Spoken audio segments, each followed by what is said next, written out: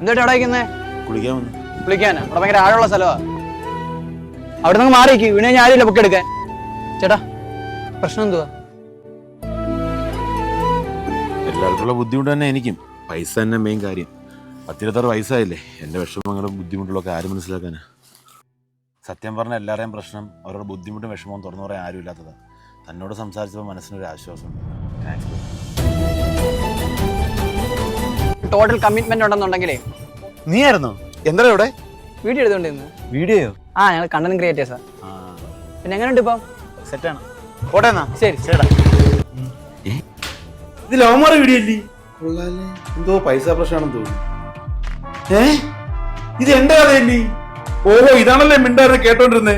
അതും വീഡിയോ ആക്കിയോ? എങ്ങനെയുണ്ട് guys? Relatable അല്ലേ? ആണതാ, റിലേറ്റബിൾ ആണോ? ഇതിനേക്കാളും നീ പണയം വെക്കുന്നതായിരുന്നു.